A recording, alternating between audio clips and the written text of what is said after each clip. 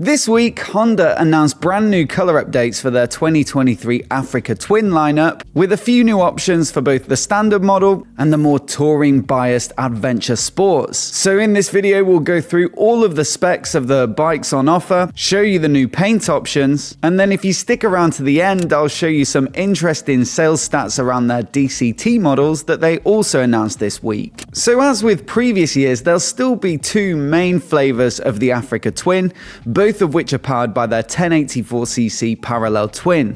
It doesn't sound like the most punchy engine with about 100 horsepower peak, especially when you set it against the other large capacity adventure bikes on the market, but actually the engine is one of the standout features of the bike in my opinion. It delivers plenty of usable mid-range torque, there's bags of grunt low down for riding off-road, it's surprisingly smooth for a twin, and also the feel and sound of it are a massive plus for me.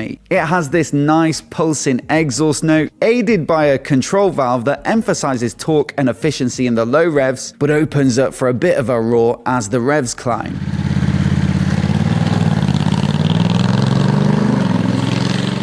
The chassis is built around a steel cradle frame, suspended on a Showa fork and shock. You've got brakes courtesy of Nissin with a pair of radially mounted 4-pot calipers on 310mm discs at the front, and wheel sizes are off-road biased with a 21-inch front and an 18-inch rear. As for tech, it's pretty up to date with a 6.5-inch color touchscreen TFT display that's used to manage a whole host of riding modes and rider aids, as well as enabling phone integrations over Bluetooth and Apple CarPlay or Android Auto via the USB socket in the cockpit. Now the base Africa Twin is the entry point into the lineup at just over 13 grand, and it gets a more off-road bias spec that includes a smaller fuel tank and less bodywork, both of which help to bring the total weight down quite significantly, and that leads to a more slender and agile ride. The Adventure Sports, on the other hand, is intended for distance work and touring, and as such, it gets a bigger windscreen, a much larger fuel tank, tubeless rims, and some extra electronic goodies like cornering headlights and a 12-volt socket as standard. Both bikes are available with their semi-automatic DCT gearbox, which we'll get onto later,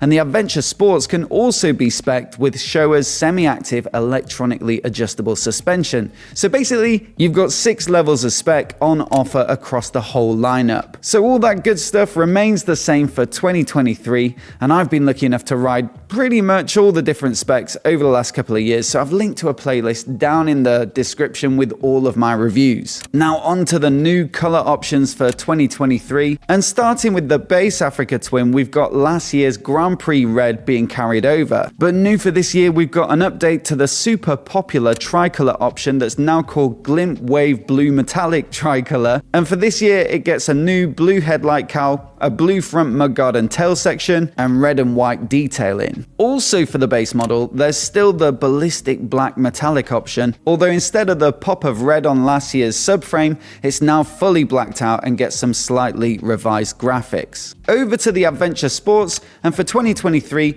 there's still the pearl glare white tricolor complete with the gold wheels, which in my opinion, is one of the best looking adventure bikes on the market. Now replacing the previous year's black model, we've got a new matte iridium grey metallic colour, and that gets black detailing that they say complements the jet black wheels. Now personally, I really like that super stealthy look of the black version from last year, so I'm not completely sold on the slightly brighter finish on this one, but I'd love to know which colour you'd pick down in the comments below. Now before we get onto those sales stats, I just want to say a massive thanks to Speedo Angels for sponsoring the channel. As we've already mentioned, the Africa Twin has a brilliant TFT dash, but it'd be pretty pricey to say the least to replace it if it was scratched or damaged. In fact, I found replacement parts on 2 websites, and one quoted me £3,000, the other €2,500, which is pretty mind-blowing. I think it's the most expensive dash I've managed to find so far. Speedo Angels sell their screen protectors though from just over a tenner, as well as for most other new bikes from all the major manufacturers, and on top of that, they've given me a discount code of 20% just for my viewers, which you can find down in the description below. So once again, a massive thanks to Speedo Angels for supporting the channel. Now, like I say, you can either get the Africa Twin with a manual gearbox or their dual clutch transmission, which uses 2 clutches, as the name suggests, to seamlessly move between 2 sets of gears on your behalf. The result is the ability to run it either in the automatic mode or to use the triggers on the left-hand switchgear to select the gears yourself,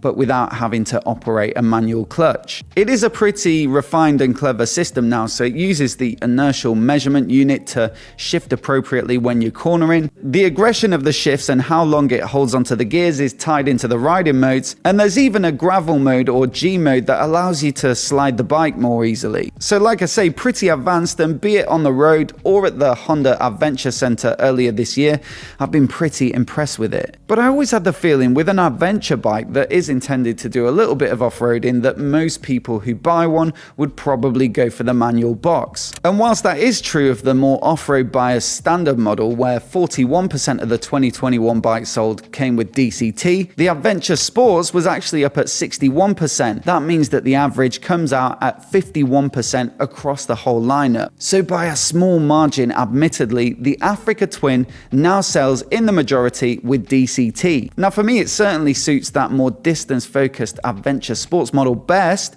but like I say, I was really impressed with it off-road, and in some ways, I kind of preferred the twist and go simplicity of the DCT. As always though, I'd love to know what you think down in the comments. So if you tried DCT, I'd love to know in the comments how you got on with it and what you thought, and which one you'd probably go for if you were to buy an Africa Twin. Also, if you're new here and you want to see more videos like this, hit subscribe, and I'll catch you in the next one.